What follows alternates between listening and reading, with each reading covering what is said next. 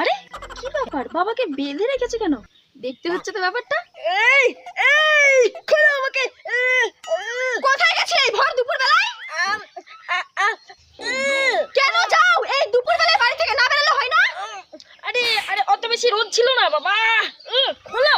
আমি জিজ্ঞেস করছি কোথায় গেছিলে? আরে আমি তো ওই সুসু করতে গেছিলাম। শুশু করতে গেছিলে? কেন বাড়িতে বাথরুম ছিল না? প্রিয়া প্রিয়া এই বাদরি মেয়ে জন্ম দিয়েছ? এই প্রিয়া এই বাথরুমে হিসুতে জল দেয় না। কি গন্ধ ছাড়ছিল বাথরুম দিয়ে, এই জন্য বাইরে হিসু করতে গেছিলাম। বাবা কি বাবা বাবা করছিস? বাথরুমে এত গন্ধ ছাড়ছিল, আর একটু থাকলে তো বেহুশ হয়ে পড়তাম। ভাগ্যিস বেরিয়ে চলে এসেছি। ইডিয়েট মেয়ে কোথাকার একটা। এটা তো বাপেরই বেটি, কিন্তু এটা একটা বাহানা। সত্যি করে বলো কোথায় গেছিলে? আরে আরে আমি তো সত্যি সত্যি বাইরে সুসু করতে গেছিলাম। দেখো আমার প্যান্ট এখনো ভিজা হয়ে আছে। দেখো অর্ধেক সুসু তো তুমি করতেও দাওনি, তারা করতে করতে নিয়ে চলে এসেছো। ওই অর্ধেক সুসু দেখো আমার প্যান্টে পড়ে গেছে। দেখো এই প্রিয়া দেখ, তুই দেখ, তুই দেখ না, তুই দেখ। বাবা তুমি বাইরে গিয়ে এটা করোনি? মায়ের ভয়ে এক্ষুনি প্যান্টে হিসু করে দিয়েছো। বাবা কি গন্ধ ছাড়ছে। প্রিয়া তুই ঘর থেকে ঝাঁটা বেলুন জুতো যা পারছিস নিয়ে আয় তো।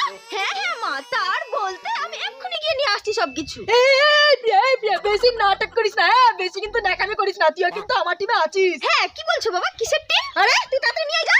হ্যাঁ মা আমি এক্ষুনি যাচ্ছি। হ্যাঁ যা। এবার বলো বাইরে কেন গেছিলে? ও তো এইমাত্র সবকিছু আনতে গেল, এখন তো শুশু বেরিয়েছে, এরপরে সবকিছু বেরিয়ে যাবে। ও খোলা হাওয়া, খোলা হাওয়া, ওই খোলা হাওয়া, খোলা হাওয়া খেতে বাইরে গেছিলাম। হ্যাঁ ও ঘরে ঘরে ঘরে খুব গ্যাস হয়ে গেছিল ঘরে। হ্যাঁ খুব গ্যাস হয়ে গেছিল। গ্যাস গ্যাস মানে? ও পাদ এই প্রিয়া প্রিয়া প্রিয়া নিশ্চয় পেতে দিয়েছে সেই গন্ধ।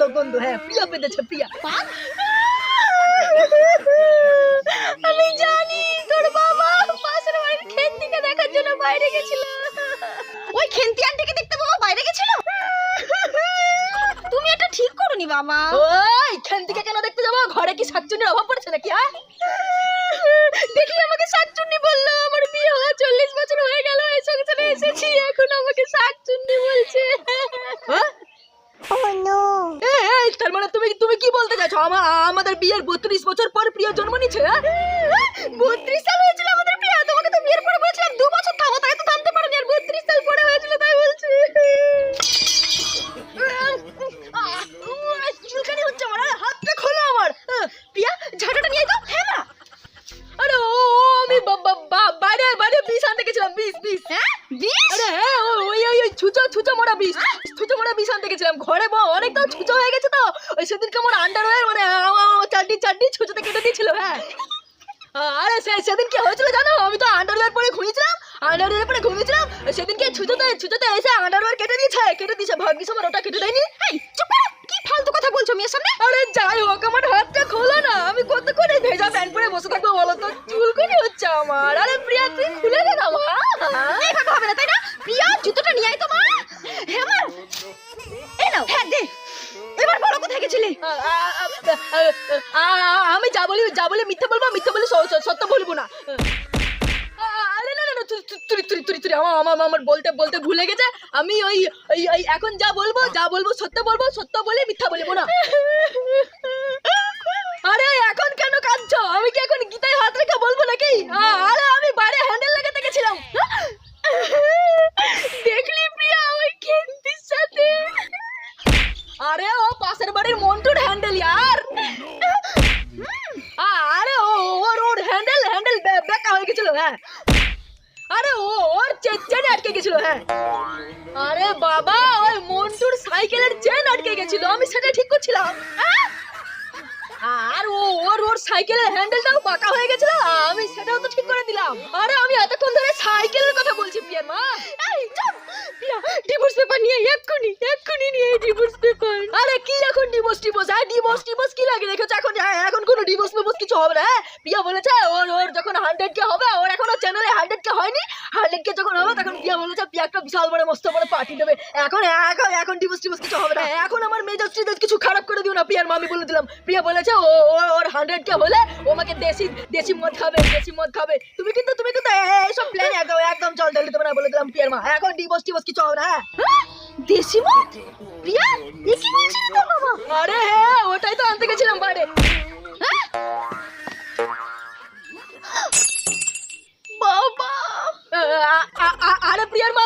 তো বলেছিলে সত্যি কথা বললে হাত খুলে দেবে। খুলে দাও না গো, খুলে দাও না। আমার কিন্তু খুব চুলকানি হচ্ছে, আমি থাকতে পারছি না, খুলে দাও না। কি? আরে আমি তো মদের বোতলটা এনে প্রিয়ার ব্যাগের মধ্যে লুকিয়েও রেখেছি। ও তো সবকিছু জানে, ও এর মধ্যে আছে। খুলে দাও না প্রিয়ার মা এবার। প্রিয়া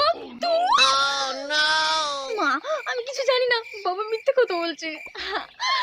তোকে তো আজকে আমি না তোকে তো আমি পরে দেখছি, আগে এটাকে দেখি। No no no no no. Yes, yes, yes, yes, yes. Yes, yes, yes. Yeah.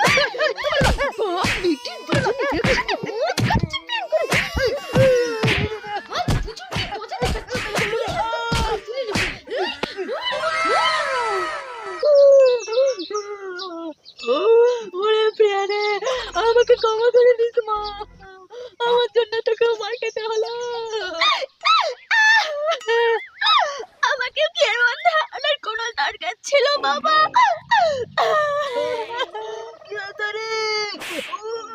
তোর ব্যথা লাগছে না? আস্তে তোর মরেনি, ব্যথাটা লাগছে বল। বাবা, তার জন্য তুমি আমাকে ছাড়লে না, আমাকে মার খাওয়ালে বাবা। সরি প্রিয়া মা, আমি তো 26 বছর ধরে এভাবে মার খেতে খেতে আসছি। এত মার মেরেছে পুরো একেবারে হাড়গুলো কেমন যেন নড়ে নড়ে গেছে রে। মানে ও আর তারপরে আবার চুল করছে গোটাকা। কি বলবো, এতক্ষণ ধরে কি ভেজা প্যান্ট পরে থাকাতে হয় নাকি?